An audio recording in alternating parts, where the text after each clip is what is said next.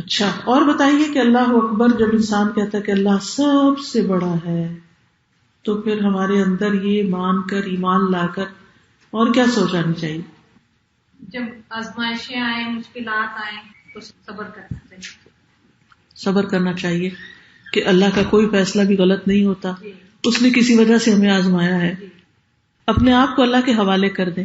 وہ بڑا ہے نا، وہ ٹیک کیئر کرے گا. وہ بڑا ہے، وہ زیادہ بہتر جانتا ہے ہمارے بارے میں. آپ کی زندگی کی پرائرٹیز چینج ہو جاتی ہیں. آپ کی پرائرٹیز چینج ہو جاتی ہیں. زندگی کی حقیقت کا پتہ چلتا ہے. زندگی کی حقیقت کا پتہ چلنے لگتا ہے انسان کو.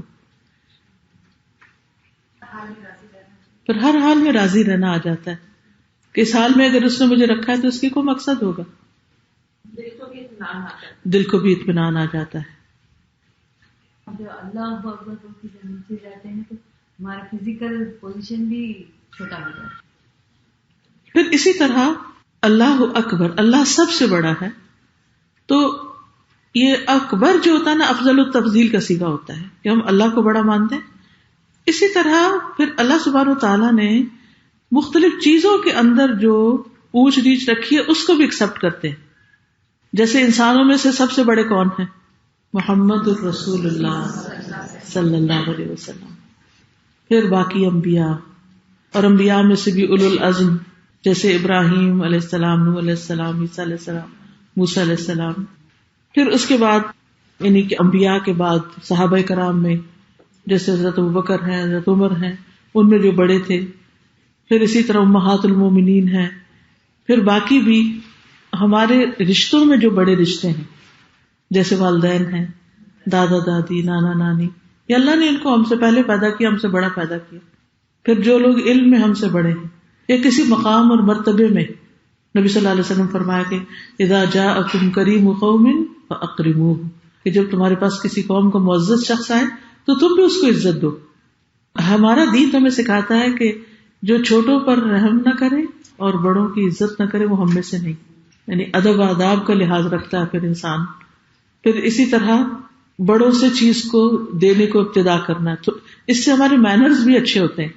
یعنی مثلاً اگر آپ کچھ تقسیم کرنے لگے ہیں تو مجلس میں مثلاً ایک بزرگ خاتون ہے، گھر میں جیسے سب کو، خاندان کو آپ نے دعوت پہ بلایا، بڑے بھی ہیں چھوٹے بھی ہیں، کھانا کھلا، تو ادب کا تقاضا کیا ہے؟ سب سے پہلے کس کو بلائیں؟ جو سب سے بزرگ ہو وہاں.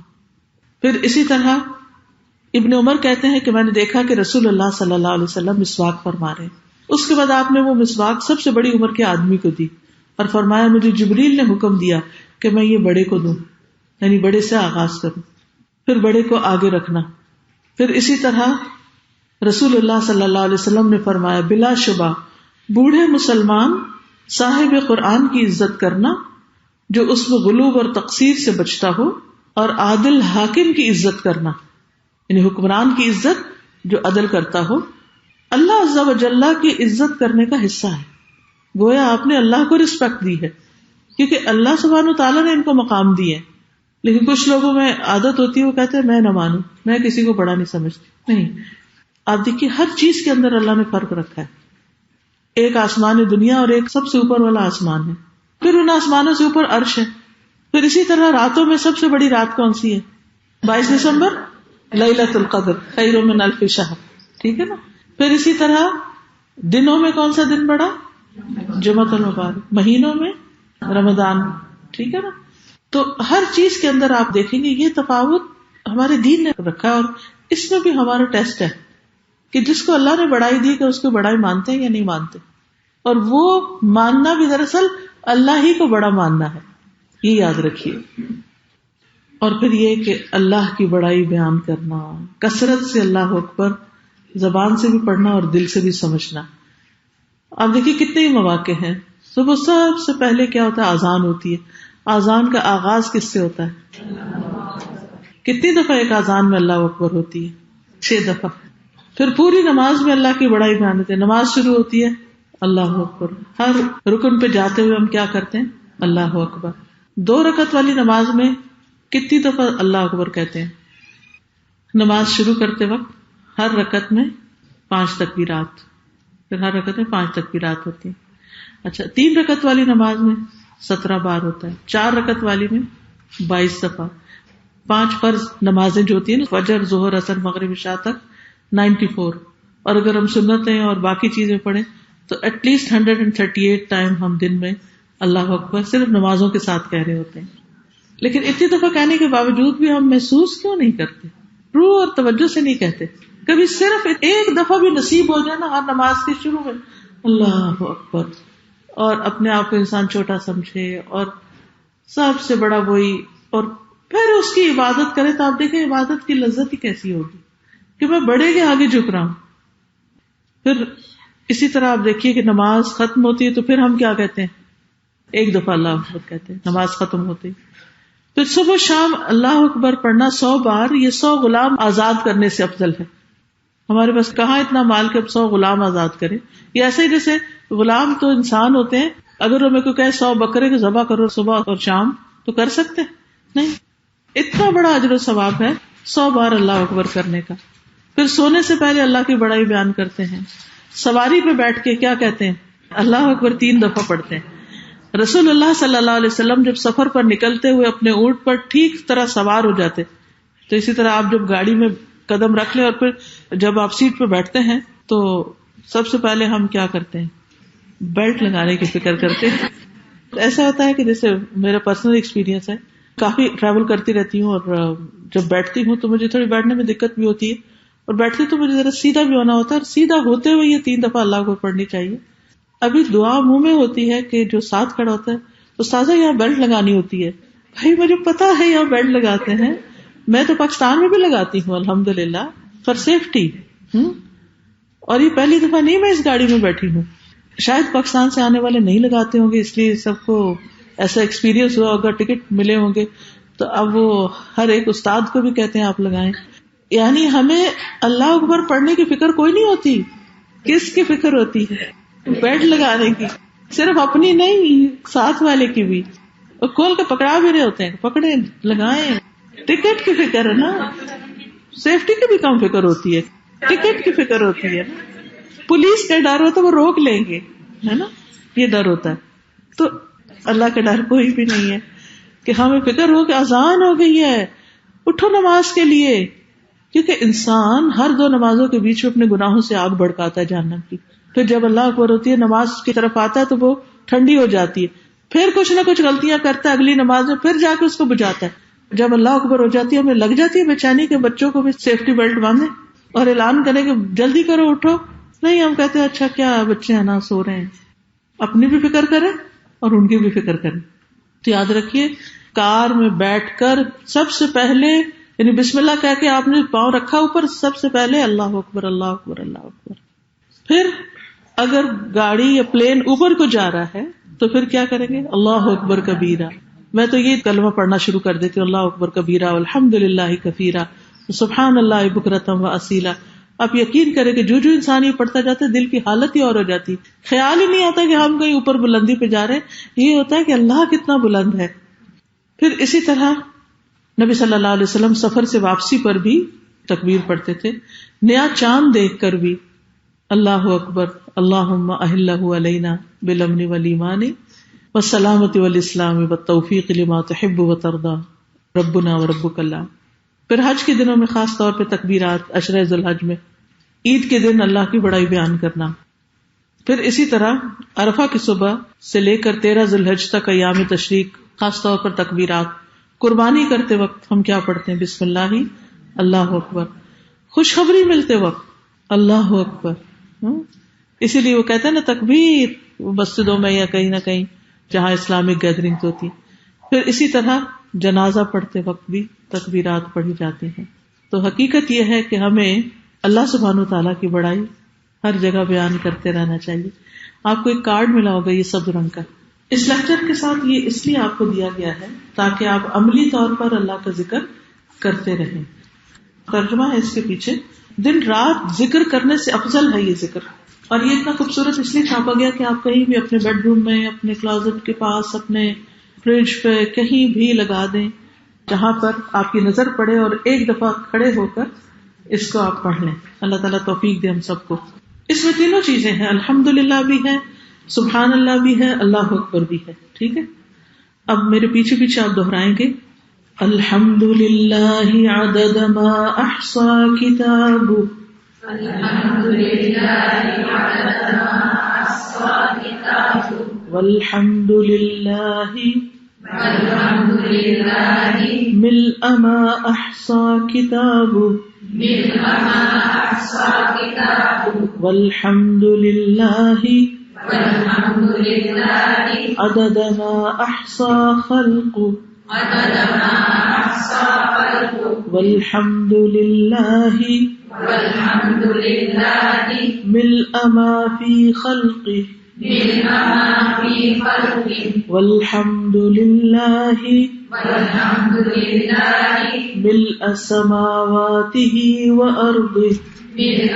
سماواته وأرضه والحمد للہ والحمد لله عدد كل شيء عدد كل شيء والحمد للہ والحمد لله على كل شيء على كل شيء سبحان اللہ سبحان الله عدد ما احصى كتابه عدد ما أحصى كتابه وسبحان اللہ وسبحان الله ملء ما احصى كتابه ملء ما أحصى كتابه وسبحان اللہ وسبحان الله عدد ما احصى خلقه عدد ما أحصى خلقه وسبحان اللہ وسبحان الله ملء ما في خلقه ملء ما في خلقه وسبحان اللہ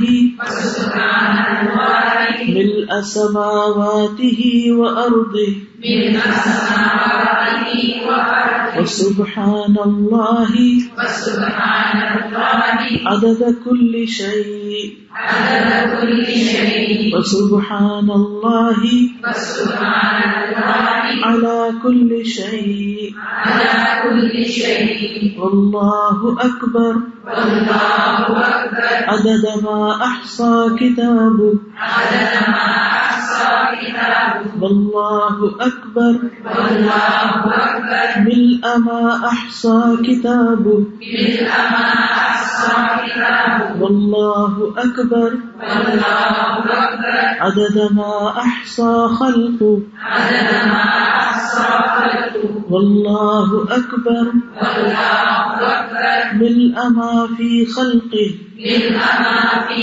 خلقه والله أكبر والله أكبر ملء سماواته وأرضه ملء سماواته وأرضه والله أكبر والله أكبر عدد كل شيء عدد كل شيء والله أكبر على كل شيء والله أكبر على كل شيء اللہ کی تعریف اس تعداد کے برابر جو اس کی کتاب میں شمار کر رکھی ہے، اور اللہ کی تعریف کہ جس سے ہر وہ چیز بھر جائے جس کو اس کی کتاب میں شمار کر رکھا ہے، لوح محفوظ نے جتنی چیزوں کو لکھ رکھا ہے وہ سب، اور اللہ کی تعریف اس تعداد کے برابر جو اس کی مخلوق نے گن رکھی ہے۔ ہم سب گنتیاں کرتے ہیں تو ان سب کے برابر اللہ کی تعریف، الحمدللہ۔ اللہ کی تعریف جس سے ہر وہ چیز بھر جائے جو اس کی مخلوق میں ہے، اور اللہ کی تعریف جس سے ہر وہ چیز بھر جائے جو اس کے آسمانوں اور اس کی زمین میں ہے، اور اللہ کی تعریف ہر چیز کی تعداد کے برابر، اور ہر چیز پر اللہ کی تعریف، اللہ کی پاکی اس تعداد کے برابر جو اس کی کتاب میں شمار کر رکھا ہے، اور اللہ کی پاکی ہر اس چیز سے جس سے ہر وہ چیز بھر جائے جس کو اللہ کی کتاب نے شمار کر رکھا ہے، اور اللہ کی پاکی اس تعداد کے برابر جو اس کی مخلوق نے شمار کر رکھا ہے، اور اللہ کی پاکی کہ جس سے ہر وہ چیز بھر جائے جو اس کی مخلوق میں ہے، اور اللہ کی پاکی کہ جس سے ہر وہ چیز بھر جائے جو اس کے آسمانوں اور اس کے زمین میں ہے، اور اللہ کی پاکی ہر چیز کی تعداد کے برابر، اور ہر چیز پر اللہ کی پاکی، اور اللہ اکبر اس تعداد کے برابر جو اس کی کتاب نے شمار کر رکھا ہے، اللہ اکبر کہ جس سے ہر وہ چیز بھر جائے جس کو اس کی کتاب نے شمار کر رکھا ہے، اللہ اکبر اس تعداد کے برابر جو اس کی مخلوق نے شمار کر رکھا ہے، اللہ اکبر کہ جس سے ہر وہ چیز بھر جائے جو اس کی مخلوق میں ہے، اور اللہ اکبر کہ جس سے ہر وہ چیز بھر جائے جو اس کے آسمانوں اور اس کی زمین میں ہے، اور اللہ اکبر ہر چیز کی تعداد کے برابر اور ہر چیز پر اللہ اکبر، واللہ اکبر علی کل شیء. کوئی اچھی چیز نظر آئے تو بھی کہ اللہ ہی نے بنائی، اللہ اکبر، اللہ ہی سب سے بڑا ہے. اور کوئی تکلیف ہو تو بھی یہ کہ اللہ ہی کے اذن سے آئی ہے، اللہ اکبر. تو اللہ کی بڑائی ہر حال میں، صبح و شام. ہم میں سے کوئی شخص ایسا نہیں کہ جس کی زندگی میں کوئی مسئلہ نہ ہو، کوئی رکاوٹ نہ ہو. کوئی نہ کوئی کام جو ہم کر رہے ہوتے ہیں تو اس میں رکاوٹیں آ ہی جاتی ہیں، اور اس پر ہم پھر پریشان بھی بہت ہوتے ہیں کہ اب کریں کیا. تو اس سلسلے میں یاد رکھیے کہ استغفار جو ہے، اللہ سے بخشش مانگنا جو ہے، وہ ان رکاوٹوں کو دور کرتا ہے. جو شخص اپنے مال کے لیے پریشان ہے، رزق کی طرف سے پریشان ہے، جو شخص اپنی اولاد کی طرف سے پریشان ہے، شادی نہیں ہو رہی یا بچے پیدا نہیں ہو رہے یا بیٹیاں اور بیٹا نہیں ہے وغیرہ وغیرہ، جن پہ بھی لوگ پریشان ہوتے رہتے ہیں، تو ایسی صورت میں انسان کو استغفار پڑھنی چاہیے. سورۃ نوح میں آتا ہے فَقُلْتُ اسْتَغْفِرُوا رَبَّكُمْ إِنَّهُ كَانَ غَفَّارًا يُرْسِلِ السَّمَاءَ عَلَيْكُمْ مِدْرَارًا وَيُمْدِدْكُمْ بِأَمْوَالٍ وَبَنِينَ وَيَجْعَلْ لَكُمْ أَنْهَارًا مَا لَكُمْ لَا تَرْجُونَ لِلَّهِ وَقَارًا. نوح علیہ السلام کہتے ہیں کہ میں نے اپنی قوم سے کہا فَقُلْتُ اسْتَغْفِرُوا رَبَّكُمْ، اپنے رب سے استغفار کرو، إِنَّهُ كَانَ غَفَّارًا، وہ بہت معاف کرنے والا ہے، تو تمہارے گناہ معاف کر دے گا، آسمان سے خوب بارشیں برسائے گا اور تمہیں مال اور بیٹوں سے مدد دے گا. وَيُمْدِدْكُمْ بِأَمْوَالٍ وَبَنِينَ وَيَجْعَلْ لَكُمْ أَنْهَارًا، اور تمہارے لیے نہریں جاری کر دے گا. یہی تو مسائل ہیں احکام انسان کے. تو اس کے لیے گناہوں کی بخشش پہ جتنی آیات تھیں اور جو احادیث ہمیں ملی، دعائیں، وہ ساری جمع کر دی اس کارڈ کے اندر. اور اگر آپ زیادہ پریشان ہیں تو روز پڑھ لیجیے، اگر آپ نہیں تو عام حالات میں بھی کہ اللہ تعالیٰ ہر رکاوٹ اور مشکل سے بچا. اور گناہ تو ہمارے ہوتے ہی ہیں، کیونکہ وہی جیسے کہ روایت میں آتا ہے نا کہ انسان کو ایک رزق دیا جانے والا ہوتا ہے، لیکن وہ کوئی گناہ کرتا ہے جس کی وجہ سے وہ رکاوٹ آ جاتی ہے، یعنی وہ رزق اس سے روک لیا جاتا ہے. تو اس لیے بہت ضروری ہے کہ ہم دنیاوی مسائل کے حل کے لیے بھی اللہ تعالیٰ سے رجوع کریں، ان چیزوں کے ساتھ کریں جو ہمیں نبی صلی اللہ علیہ وسلم نے سکھائے. اب بعض اوقات خود ساختہ وظیفے اپنے اوپر 1000 بار پڑھو، 2000 پڑھو، 5000 پڑھو، آدھی رات کو پڑھو، صبح پڑھو، دوپہر پڑھو، اس طرح کی پابندیاں لگاتے ہیں جو اپنے آپ کو مشکل میں ڈالنے والی بات ہوتی. تو اس کی بجائے آپ کیوں نہ جو کچھ قرآن میں ہمیں دیا گیا ہے، سب سے سچی کتاب اور جو حدیث میں ہے، وہ پڑھیں. خود بھی آپ پڑھ سکتے ہیں، اور آپ کی ایسی دوستیں جو پریشان ہیں ان کو آپ گفٹ بھی کر سکتے ہیں، ان کو یہ بات بھی سمجھا کے جو اس وقت میں کر رہی ہوں. حدیث میں آتا ہے کہ انسان سب سے زیادہ قریب اپنے رب کے سجدے کی حالت میں، تو اس وقت انسان اپنے رب سے راز و نیاز کر رہا تھا، کیونکہ اس وقت کوئی بھی وہاں بات سننے کے لیے نہیں پہنچتا نا. یعنی یہ نہیں ہوتا کہ آپ سجدے میں پڑھ کے اپنے رب کو پکارے اور کوئی اور سن رہا ہو. یہ بہت ایکسٹریملی پرائیویسی کی کیفیت ہوتی ہے، اور انسان اپنی عاجزی کا اظہار کرتا ہے، ناک اور ماتھا زمین پہ لگاتا ہے اور اپنے رب کو خوش کرتا ہے، کیونکہ اللہ نے بندے کو عبادت کے لیے پیدا کیا، اور جب بندہ عبادت کرتا ہے تو اس سے بندے کی بلندی ہوتی ہے. حدیث میں آتا ہے ہر سجدہ انسان کا درجہ بلند کرتا ہے. جنت میں بلند درجوں والے گھر کس کے ہوں گے؟ جن کے ظاہر نیکیاں زیادہ ہوں گی. نیکیوں میں افضل نیکیاں سجدہ کرنا ہے.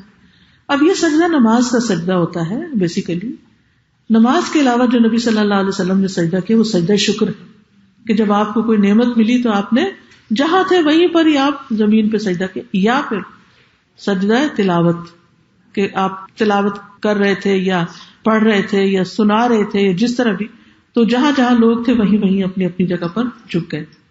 رہا یہ کہ کبھی کبھی دل چاہتا ہے کہ نماز نہیں بھی پڑھ رہے تو ہم سجدے میں جا کے کچھ دعائیں کر لیں. اس وقت آپ اردو میں کریں، انگلش میں کریں، ڈزنٹ میٹر. لیکن اس سے زیادہ افیکٹو ٹائم سجدے کا، جیسے آپ سنت پڑھ رہے ہیں، نفل پڑھ رہے ہیں، تو آپ کیا کریں؟ دعائیں پڑھیں. اب وہ دعائیں ہمیں یاد نہیں ہوتی. اس کتاب میں ساری قرآنی اور مسنون دعائیں، ساری تو نہیں لیکن اکثر جمع کر دی گئی ہیں کہ جو نبی صلی اللہ علیہ وسلم جیسے مسنون دعائیں جو ہیں وہ آپ نے مانگی. میں عام طور پہ رمضان میں کیا کرتی ہوں، یہ جیسے قبولیت کے اوقات میں یہ کتاب چھوٹی جو ہے یا اس سے ملتی جلتی جو چھوٹی دعاؤں کی مسنون اوتھینٹک دعائیں یہ اپنے بیگ میں رکھتی ہوں. جیسے سفر میں آرام سے ہلکی سی بالکل ایک انگلی پہ اٹھا سکتی، اس کو نکالا، پڑھا اور واپس رکھ دیا. یا جیسے تہجد ہے یا پھر ویسے رمضان کی عبادت ہے یا کبھی بھی، تو یہ دعائیں زبانی یاد کر کے ان کا ترجمہ بھی سامنے لکھا ہو، ایک نظر دیکھ لیتی ہوں، پھر کتاب کو ہی رکھ دیتی ہوں، پھر اس سجدے میں یہ دعائیں پڑھ لیتی ہوں، پھر اس کے بعد اگلا پیج کر لیا، اس میں سے جو دعا یاد ہے وہ اگلے میں پڑھ لی، اگلے میں پڑھ لی، اس طرح یہ ساری دعائیں پڑھی جاتی. پھر رہ گیا کچھ لوگ سوال کرتے ہیں کہ کیا قرآنی آیات یعنی قرآنی دعائیں بھی سجدے میں پڑھ سکتے؟ اس کے بارے میں قرآن پڑھنا تو سجدے میں منع ہے، لیکن اگر کوئی قرآنی دعا پڑھ رہے ہیں تو وہ دعا پڑھ سکتے ہیں. ٹھیک ہے، تو اس سے نماز میں خلل نہیں ہوتا. لیکن ویسے ہینڈی کتاب ہے، حج عمرے پہ لوگوں کو بانٹنی بھی چاہیے، دینی چاہیے، صدقہ جاریہ کے طور پر انسان کو فائدہ دیتی. اسی طرح لا تقنطوا من رحمت اللہ، کچھ لوگ سوئسائڈل ہوتے ہیں، کچھ لوگ اور اس طرح کی پریشانیوں کا شکار ہوتے ہیں، تو ان کو یہ دعاؤں کو چھوٹا سا کارڈ دیا جا سکتا ہے. اسی طرح توبہ کا ایک یہ چھوٹا سا کارڈ بھی ہے جس میں چند ایک دعائیں لکھی گئی ہیں. اور بیمار ہو اگر تو اس کے لیے یہ دعائیں ہیں چھوٹے سے کارڈ پہ، آیات شفا. اور یہ جو رقیہ شرعیہ ہے نا، آپ نے نام سنا کبھی؟ کس کے لیے ہوتا ہے رقیہ شرعیہ؟ نظر، جادو، جنات، شیاطین، سحر، یہ ساری چیزیں جو ہیں اس کے علاج کے لیے یہ رقیہ شرعیہ، اس میں قرآنی آیات بھی ہیں اور نبی صلی اللہ علیہ وسلم سے جو ثابت شدہ دعائیں ہیں. اگر کسی کو بھی یہ شک ہے کہ اس کو نظر لگی ہوئی ہے، حسد ہے، کچھ ہے، تو آپ اس کو نماز کے وقت خاص طور پر جیسے اذان کے بعد دعا قبول ہوتی ہے، آپ مسجد گئے ہیں، چپ کر کے بیٹھے ہیں، اذان ہو سنیں اور اس کے بعد کھول کے اپنے بیگ میں سے نکال کے اپنا سارا رقیہ پڑھ کے اپنے اوپر دم کر لیں. اسی طرح تہجد کے وقت اللہ تعالیٰ آسمانی دنیا پر ہوتے ہیں، بندوں کی طرح متوجہ ہوتے ہیں، تو اس وقت پڑھ لیں، تو انشاءاللہ بڑی سے بڑی جو مصیبت ہے بیماریوں کی اللہ تعالیٰ اس کو دور فرمائیں گے. اسی طرح بہت سے لوگ آتے ہیں اور استخارے پہ سوال کرتے ہیں کہ استخارہ کیسے کریں، کیا کریں، کتنا پڑھیں، کون سی دعا پڑھیں. تو اس کی دعا بھی ہے اور اس کا پورا طریقہ بھی ہے، کب، کیوں، کیسے. تو یہ آپ خود بھی اور دوسروں کو بھی اس سے فائدہ پہنچا سکتے. ایک اور کتاب ایاک نستعین، صرف تجھ سے ہم مدد چاہتے ہیں. یہ کتاب بھی، اس میں جو ٹاپکس ہیں وہ بہت ہی بہترین ہیں کہ یہ چھوٹے چھوٹے مسائل جو ہمیں لگے رہتے ہیں نا، مثلا میت کی بخشش کی دعا ہے، بیمار کے پاس پڑھی جانے والی دعائیں ہیں، گناہوں کی بخشش کی دعائیں بھی اس میں کچھ ہیں، ساری تو نہیں جو اس کارڈ میں لیکن کچھ ہیں، مقبول دعائیں ہیں، دعا استخارہ بھی لکھی ہوئی ہے اس کے اندر. پھر اسی طرح نماز کے بعد کی کچھ دعائیں، پھر نظر لگنے پہ، جادو کے اثرات، جن، سوتے ہوئے اگر ڈرتے ہوں، پریشان خواب آتے ہوں، کوئی دشمن پیچھے لگا ہوا ہو، پھر اسی طرح کوئی بیمار ہو، پھر صبح شام حفاظت کے جو اذکار ہیں، یہ سارے اس میں. اور میں سمجھتی کہ ہر گھر کی ضرورت، وسوسوں کا شکار، اکثر لوگ مجھ سے آ کے سوال کرتے تھے کہ وسوسوں کی علاج کیسے کریں، تو اس کی بھی دعائیں اس میں موجود ہیں. ان دعاؤں کو بھی انسان کو یاد بھی کرنا چاہیے اور ہمیشہ اللہ سبحانہ تعالیٰ سے ہی مدد لینی چاہیے. اسی طرح اللہ تعالیٰ کے ناموں کا کارڈ ہے یہ. پھر رسول اللہ صلی اللہ علیہ وسلم کے معمولات اور معاملات کیا ہیں، ساری نبی صلی اللہ علیہ وسلم کی سیرت سے ہمیں فائدہ اٹھانا چاہیے. لیکن بہت سے لوگ صرف ربیع الاول میں ہی اس طرح متوجہ ہوتے ہیں، تو آپ ان کو یہ کتاب دے سکتے ہیں کہ وہ اس کو پڑھیں اور اس کے مطابق اپنے اخلاق اور سیرت کو زیادہ بہتر سنواریں.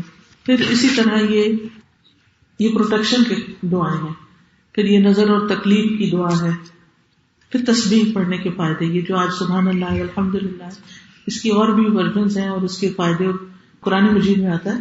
وَلَقَدْ نَعْلَمُ أَنَّكَ يَضِيقُ صَدْرُكَ بِمَا يَقُولُونَ. ہمیں یقیناً معلوم ہے کہ آپ کا دل تنگ ہوتا ہے ان باتوں سے جو لوگ کرتے ہیں. یہ اللہ کے رسول ہیں کہ لوگوں کی باتوں سے ان کا دل تنگ ہوتا تھا. ہمارا بھی تنگ ہوتا ہے جب کوئی بلا وجہ تنقید کرے، خواہ مخواہ کی بات کرے، کوئی ایسی بات کر جائے جو دل کو پریشان کر جائے. اس کا علاج تسبیح کرنا ہے. تو اللہ تعالیٰ فرماتے ہیں وَلَقَدْ نَعْلَمُ أَنَّكَ يَضِيقُ صَدْرُكَ بِمَا يَقُولُونَ فَسَبِّحْ بِحَمْدِ رَبِّكَ وَكُن مِّنَ السَّاجِدِينَ وَاعْبُدْ رَبَّكَ حَتَّى يَأْتِيَكَ الْيَقِينُ. کہ آپ کیا کریں، اپنے رب کی حمد کے ساتھ اس کی تسبیح بیان کریں اور سجدہ کرنے والوں میں شامل ہو جائیں اور اپنے رب کی عبادت کریں جب تک کہ آپ کی موت نہ آ جائے. اس سے پتہ چلتا ہے کہ تسبیح جو ہے وہ انسان کو بہت فائدہ دیتی ہے. تو جب دلوں کی تنگی ہو تو اس کی تسبیح کریں. پھر انسان کو یہ ڈر رہتا ہے کہ جو نعمتیں اللہ نے مجھے دی کہیں چھن نہ جائیں، کبھی کہتا ہے کسی کی نظر نہ لگ جائے، کبھی کچھ کبھی کچھ. قرآن مجید میں آتا ہے لئن شکرتم لازیدنکم، اگر تم نے شکر ادا کیا تو میں ضرور تمہیں زیادہ دوں. تو اس کے لیے الحمدللہ کے اوپر کارڈ بنایا گیا کہ جتنی بھی قرآنی آیات اور احادیث وغیرہ سے ثابت ہے، تو ساری آیات تو نہیں لیکن چند ایک کا ذکر اور پھر اللہ کی حمد کی کلمات ہیں. اسی طرح یہ اور کچھ اذکار کے کارڈز ہیں.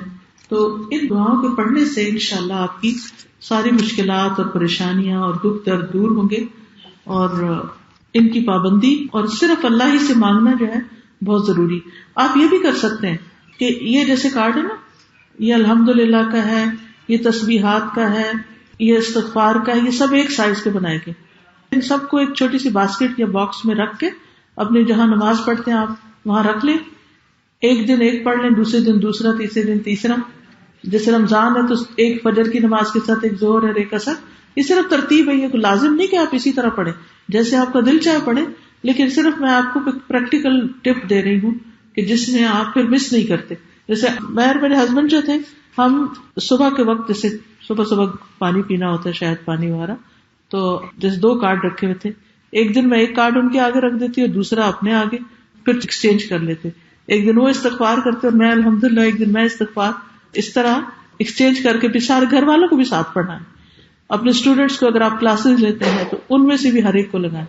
دیکھیے اللہ کا ذکر جو ہے، اس کی جو فضیلت ہے اور اس کی جو برکت ہے، اس سے بعض اوقات ہم غافل ہوتے ہیں. اس پر ایک حدیث آپ کو سنا دیتی ہوں کہ نبی صلی اللہ علیہ وسلم نے فرمایا، کیا میں تمہیں ایسے عمل کی خبر نہ دوں تو تمہارے اعمال میں سب سے بہترین ہے، جو تمہارے مالک کے نزدیک پاکیزہ ترین ہے، جو تمہارے درجات کو سب سے بلند کرنے والا ہے، جو تمہارے لیے سونا اور چاندی خرچ کرنے سے بہتر ہے، اور تمہارے لیے دشمن سے لڑنے سے بہتر ہے کہ تم ان کی گردنیں مارو اور وہ تمہاری. انہوں نے عرض کیا، ضرور بتائیے. آپ نے فرمایا اللہ کا ذکر. تو ہمیں اپنی زندگی کا ایک وقت ضرور اللہ کے ذکر کے لیے نکالنا چاہیے. تو بعض اوقات وقت ہوتا ہے ہمیں نہیں پتہ چلتا کہ ہم کیا ذکر کریں کیا نہ کریں.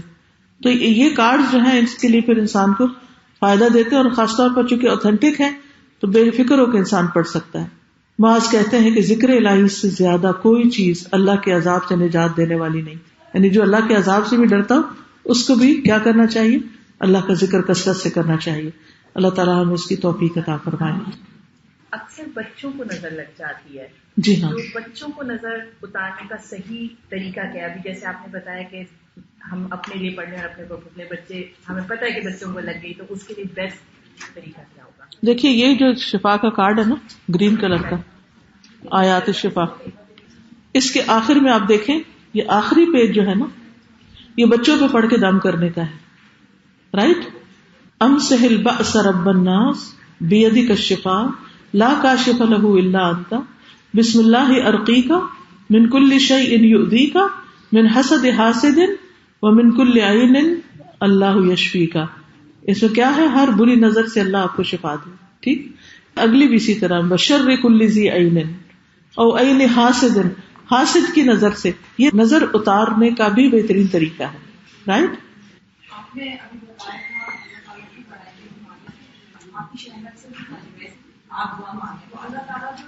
اللہ تعالیٰ اتنا پرفیکٹ ہے کہ وہ اپنے عرش پر ہوتے ہوئے بندے کے دل کے حال کو بھی جانتا ہے. یعنی منہ سے نکلی ہوئی بات تو دور، وہ سب سے زیادہ قریب بھی ہے.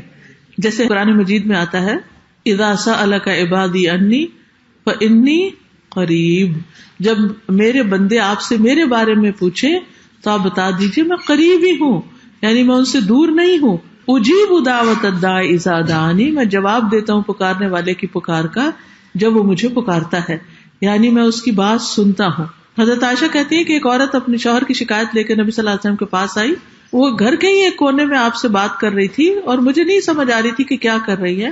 اللہ تعالیٰ نے قرآن پاک میں اس کے بارے میں آیت نازل کی، قد سمع اللہ قول التی تجادلک فی زوجہا، کہتی کہ سبحان اللہ، اللہ تعالیٰ نے عرش کے اوپر اس کی آواز سن لی اور میں گھر کے کونے میں بیٹھی تھی تو نہیں سن پائی. تو اللہ تعالیٰ عرش پہ ہوتے ہوئے بھی کوئی چیز اس سے رکاوٹ نہیں کہ وہ ہماری بات سنے یا ہمیں تسلی دے یا ہمارے اوپر خبر رکھے یا نظر رکھے. یعنی اللہ اپنے علم کے ساتھ، اپنی حکمت اور اپنی سماعت اور بصارت کے ساتھ قریب ہے. یعنی اس کا مطلب نہیں کہ ہمارے ساتھ بیٹھا ہوا ہے، یہ نہیں سوچنا چاہیے، اس کو قرب محسوس کرنا چاہیے.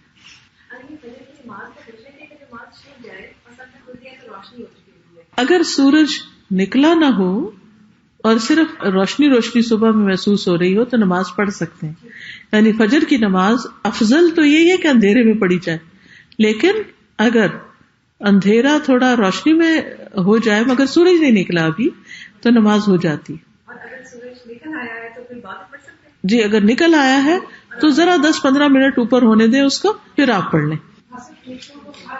لیکن اگر حسد و ذمت ایک پتہ ہے اس چیز کا کہ مجھے یہ پرابلم ہے، مجھے حسد ہو رہا ہے اور مجھے یہ ڈر ہے کہ میری انسانی کیا جائے گا، تو میں کیا کروں؟ دو چیزیں ہیں. ایک تو یہ ہے کہ انسان یہ سوچے کہ جو اللہ نے کسی کو دیا وہ اللہ کی تقسیم اور اللہ سب سے بڑا ہے، اس کا فیصلہ اچھا ہے. دوسرے یہ ہے کہ وہ دعائیں پڑھے کہ جس میں انسان کا تزکیہ ہوتا ہے. اس میں سے آپ کو حسد سے بچنے کی دعا بھی مل جائے گی کہ جس میں کہ یا اللہ میرے دل سے یہ ساری تکلیف دور کر دے.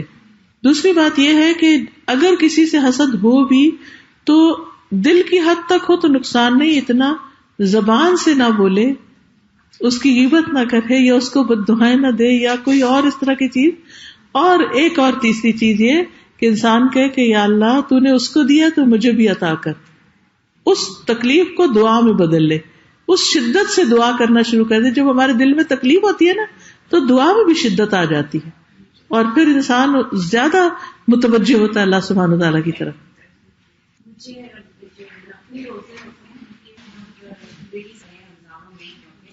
لیکن یہ 6 شوال کے روزے رکھ رہے ہیں وہ آپ رکھتے ہیں تو آپ کو آپ کے وہ کور ہوتی ہے اس میں یا آپ کو وہ پہلے کا؟ ان کا سوال یہ ہے کہ خواتین کے رمضان میں پیریڈز میں روزے چھٹ جاتے ہیں، اب ان کو قضا رکھنی ہوتی ہے.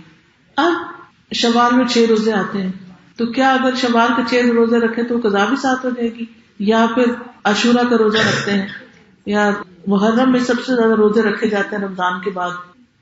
تو اس میں آپ دیکھیے کہ جو خاص مواقع کے روزے ہیں اور ان کا اجر و ثواب بتایا گیا.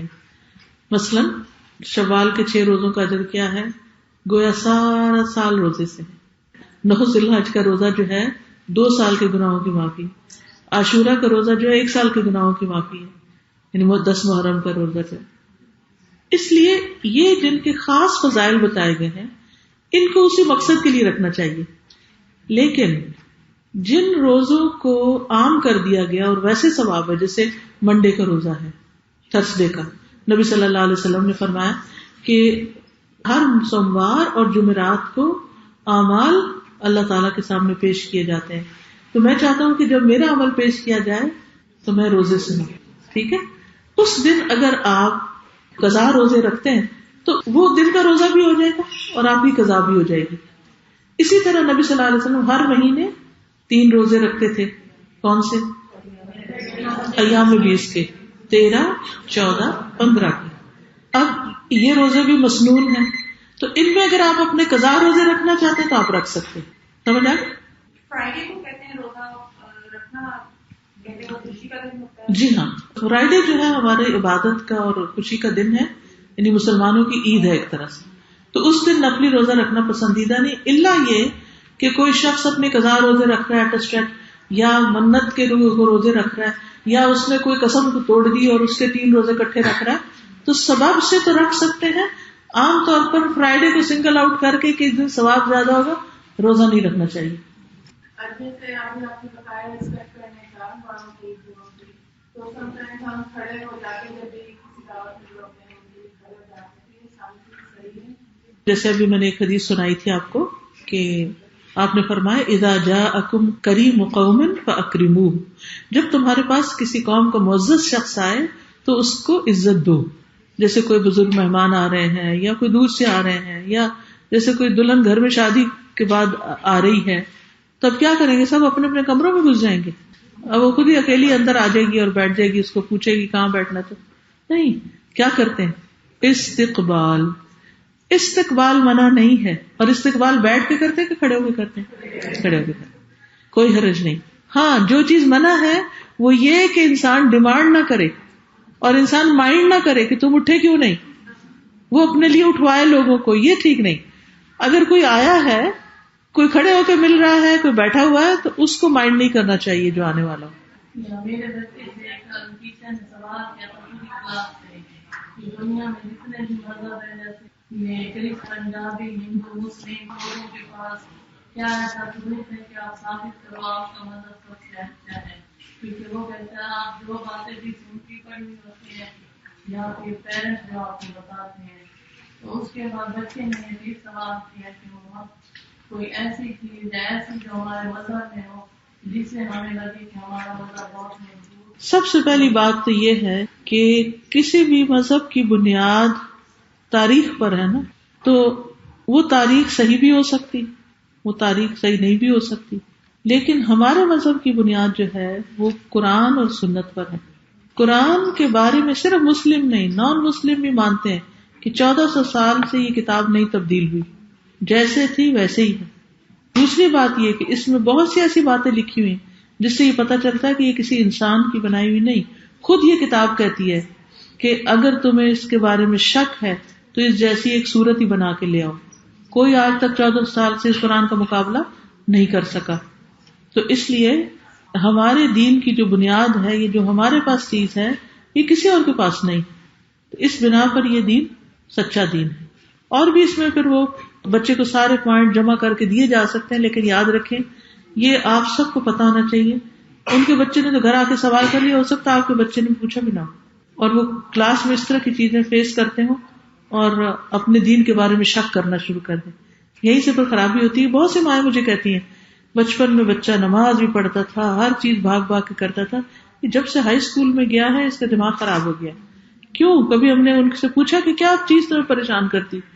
اسی قسم کے سوال یا مذاق اڑانا دین کا، اور وہ پھر اپنے دین کے بارے میں شک کرتے کیا فائدہ نماز پڑھنے کا، کیا فائدہ اس کا اس کا، اور آہستہ آہستہ بالکل دور ہو جاتے ہیں. ٹھیک ہے، ہم سب کو پتا ہونا چاہیے کہ ہم اپنی اس کتاب کو کیوں مانتے ہیں، ہم مسلمان کیوں ہیں. ہم صرف بائی برتھ مسلمان نہیں، ہم سب کو کانشیسلی مسلمان ہونے کی ضرورت ہے. میرا سوال یہ ہے کہ ہمارے بہت سے قابل تمام اسکالرس ہیں اور ان کی نالج بہت زیادہ ہے، اور بہت سی ویڈیوز یوٹیوب پہ ہیں، لوگ ان کو مانتے ہیں، انہوں نے بہت کام کیا ہے. مگر جب ان کا کوئی لیکچر ہوتا ہے تو کچھ لوگ ہمیں سے کہتے ہیں کہ انہوں نے کسی کوئی کورس نہیں کیا ہے یا کسی والدہ کا نہیں کیا ہے، اس طرح کا کچھ بھی ان کے پاس ڈگری یا سرٹیفکیٹ ایسی چیز نہیں ہے. تو اس وجہ سے وہ اس طرف ان کی بات سننا نہیں چاہتے ہیں، ان کے لیکچر میں آنا نہیں چاہتے. اور وہ یہ سوال کسی اور کے بارے میں کیا ہوگا، میرے بارے میں لوگ کہتے ہیں کہ میں کسی مدرسے سے نہیں پڑھی ہوئی. میں نے آپ کا نام لے لیا، میں نے جب لوگوں کو بتایا اور مجھے یہ سننے کو ملا اور میں نے اپنے بات کا جواب دیا ان کو، تو میں آپ کے منہ سے سننا چاہتی ہوں کہ ایسے لوگوں کے ساتھ ہم کیا معاملہ ہے. اصل میں ہر ایک نے، ہمارے ہاں افسوس کی بات ہے کہ مسلمانوں کے اندر ہر ایک نے اپنے لیے خاص ایک معیار قائم کر لیا ہے کہ جو اس کرتے میں فٹ آئے گا، جیسے دنیاوی اعتبار سے ہوتا ہے نا، جیسے اگر آپ کو ایئر ہوسٹس بننا ہے یا صرف پولیس میں جانا ہے کچھ، تو آپ کو مخصوص چیز میں فٹ آنا چاہیے، یعنی ایک خاص سائز کے اندر فٹ ہوں گے تو آپ کو یہ جاب ملے گی. اگر آپ سائز میں فٹ نہیں آتے تو آپ کو جاب نہیں ملے گی. بالکل اسی طرح دین کے معاملے میں بھی کچھ لوگوں نے جو ان کے علماء اور درویش اور بزرگ کہتے ہیں اسی کو انہوں نے حرف آخر بنا لیا اور اس سے باہر وہ نہیں نکلتے. اب آپ دیکھیے کہ جو بڑے بڑے جتنے بھی فرقے ہیں ہمارے مذہب میں، ان سب نے اپنے جو فالوورز ہیں ان کو اسی طرح پکڑ کے رکھا ہوا کہ دوسرے لفظوں میں ہمارے علاوہ کسی اور کی بات نہیں سننی.